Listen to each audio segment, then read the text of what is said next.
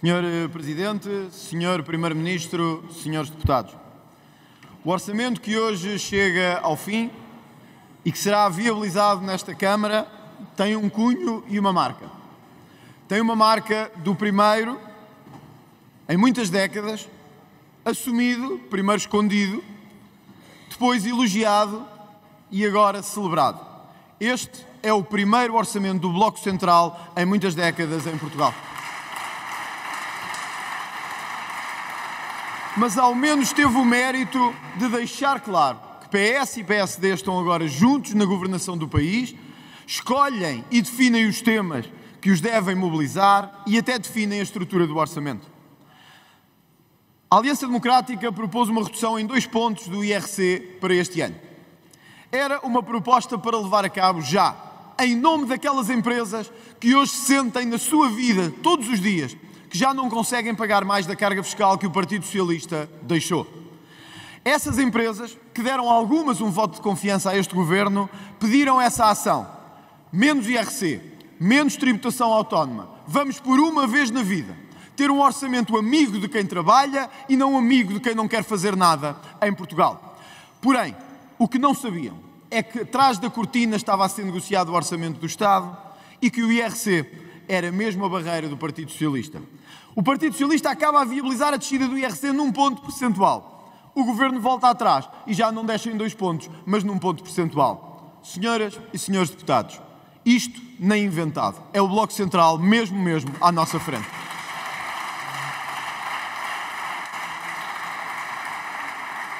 Claro que ao chegarmos aqui, ecoam na Câmara ainda as palavras da deputada Mariana Mortágua. Sim, é que alguém criou este contexto. É verdade, Sra. Deputada. Alguém criou este contexto de uma carga fiscal gigantesca e insuportável. Alguém criou este contexto de uma burocracia que nos esmaga e que não permite a ninguém ter vida. Alguém criou um contexto dos jovens terem que sair de Portugal e ir procurar vida lá fora, em vez de ser no país que amam. Alguém criou o país que afastou os professores, os médicos, os enfermeiros, criou a função pública como uma função partidária e não como uma administração pública. Tem toda a razão, Sra. Deputada. Alguém criou este contexto. Sabe quem foi? Foi o PS, o PCP, o Bloco de Esquerda e o PAN, que suportaram 8 orçamentos do Partido Socialista. 8 orçamentos do Partido Socialista.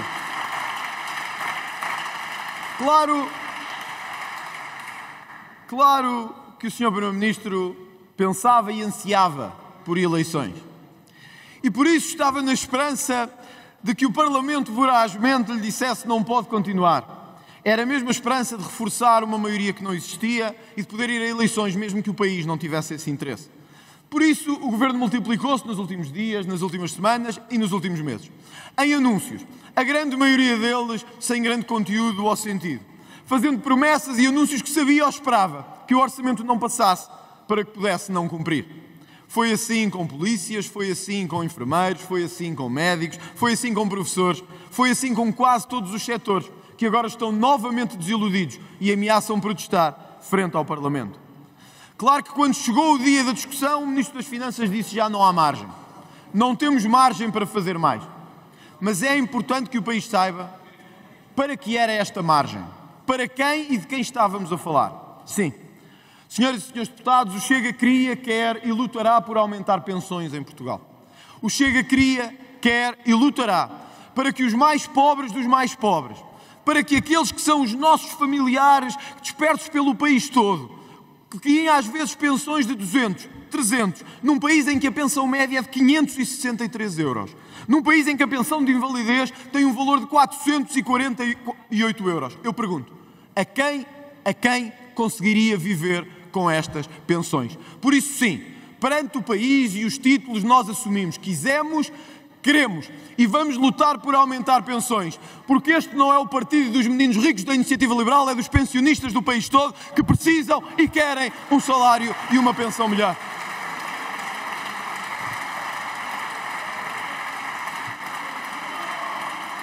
Este não é o país do príncipe real que se pode dar ao luxo de anunciar despedimentos de funcionários públicos ou tratar os pensionistas como lixo. Estes pensionistas merecem que nós façamos o esforço por eles e pelos outros, porque são os mais pobres dos pobres, o esforço orçamental. Senão, o que lhes dizemos? Sim, que este orçamento vai aumentar a despesa com o Governo e com as viagens dos membros do Governo. Sim, que este Governo aumenta os salários dos políticos. Sim, que este Governo não tira os benefícios fiscais aos partidos. Isso nós mantemos, mas não mantemos pensões, nem descemos o IVA dos combustíveis, nem o da eletricidade. Para o Estado tudo, para vocês nada. É isto e por isto que somos contra este orçamento do Estado. É isto e por isto que somos contra este orçamento do Estado. Mas este orçamento tem outra trajetória. A trajetória daquele que era o grande programa de atração de investimento e de sustentabilidade das empresas em Portugal. Todos sabemos que desde há muitos anos Portugal tem vários problemas de mobilidade e de coesão. Sabemos também que vivemos num país com assimetrias, onde uma grande parte do país que nos vê sabe que esta casa nunca olha para eles. Sabemos também que pagamos da carga fiscal maior ou possível maior sobre os combustíveis. E sabemos também que o Governo diz que é Bruxelas que não deixa descer os combustíveis.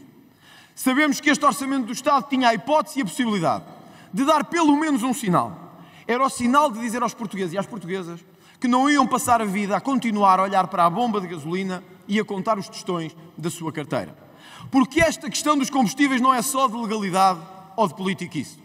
É uma imoralidade o que pagamos nas estações de combustível em Portugal. É uma imoralidade o que o Estado cobra sempre que alguém tem que se mobilizar ou mover em Portugal. É uma imoralidade o que o Estado cobra às empresas e às pessoas que têm que se deslocar de carro para ir trabalhar. É isto que o Estado cobra, é isto que é imoral. É isto que devíamos mudar. Senhor Presidente, senhores deputados, estes anúncios não se ficaram por aqui.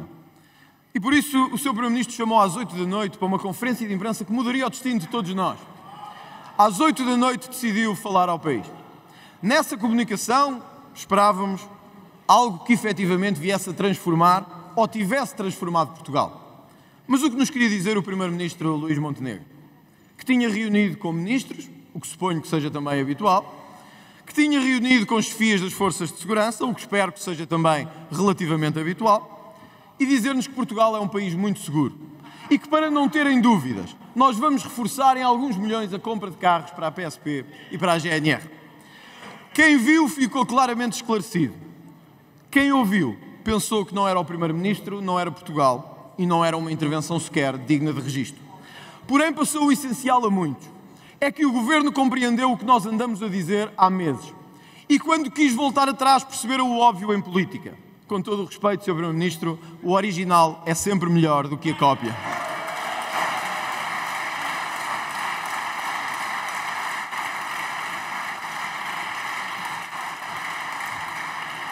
Sujeitou-se ainda aos sindicatos da própria polícia falarem da incrível e inconcebível intervenção do Primeiro-Ministro, de uma intervenção inusitada e inesperada. Senhor Primeiro-Ministro, senhores membros do Governo, a insegurança que se verificou às voltas da capital nos últimos meses não é um problema de agora, nem é um problema para lidar com falinhas mansas. O que esperávamos que o Primeiro-Ministro de Portugal viesse à televisão dizer às 8 da noite perante o país todo. Era muito simples e sequer a dica aqui fica. Para este Governo, estamos sempre incondicionalmente ao lado da polícia e nunca ao lado dos bandidos e dos vândalos que destroem o património público.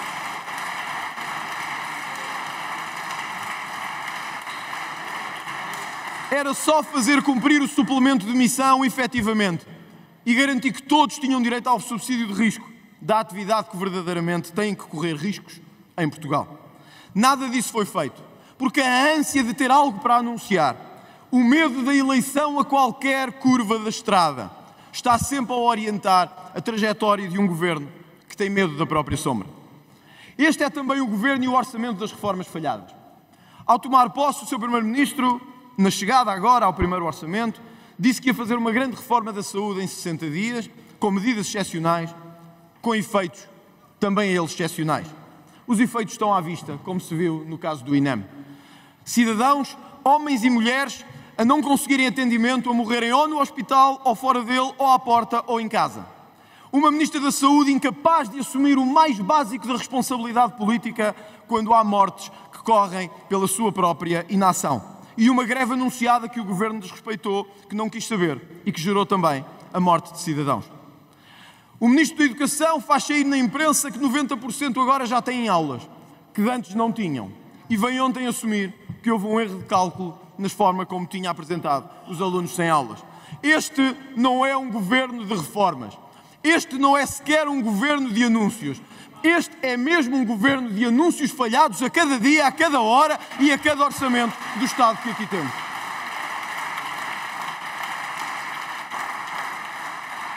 Senhor Presidente e senhores deputados, este era também o orçamento de combate à corrupção. A palavra corrupção não é mencionada uma única vez neste documento. Não aparece sequer como forma ou fórmula que se tem que abater. Este é um orçamento que não se preocupa, nem quer preocupar-se com o combate à corrupção, porque deseja, na verdade, mexer em algumas coisas para deixar tudo na mesma. Como não se preocupa com os jovens, nem com as nossas comunidades lá fora. Todas, ou todos, mas todos os setores em que a Aliança Democrática fundou a sua vitória eleitoral, a sua reduzida vitória eleitoral, se sentem ou sentiram traídos ao longo dos últimos meses. Não há setor, provavelmente em Portugal, que hoje não olhe para este governo e não veja o rótulo da traição, da cedência ao Partido Socialista, do equilíbrio com o Partido Socialista a cada momento. Por isso, quando chegamos ao momento do orçamento, há que fazer escolhas. E as escolhas são entre aqueles que querem liderar a oposição ou ser engolidos pelo partido do governo e continuar a ser muletas do governo. É que já tínhamos o CDS muleta do governo. Agora temos o CDS e o PS a serem as muletas deste governo.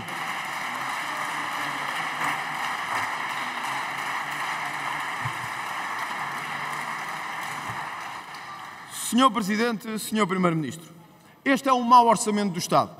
É um orçamento que quer dar com uma mão e vai tirar aos portugueses com várias mãos.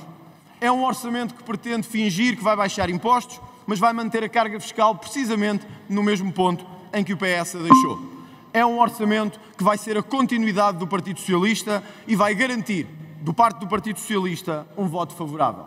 Por isso mesmo, por todas as razões, pelo que aqui acabei de anunciar, nós tínhamos a certeza e temos a firmeza que o país merece mais e merece melhor. Tínhamos a certeza e a firmeza que os nossos jovens merecem mais e melhor. Tínhamos a firmeza e temos hoje a certeza que o primeiro-ministro que temos em Portugal não serve, merecemos mais, merecemos melhor, queremos mais, queremos melhor e temos a coragem para fazer melhor. Muito obrigado.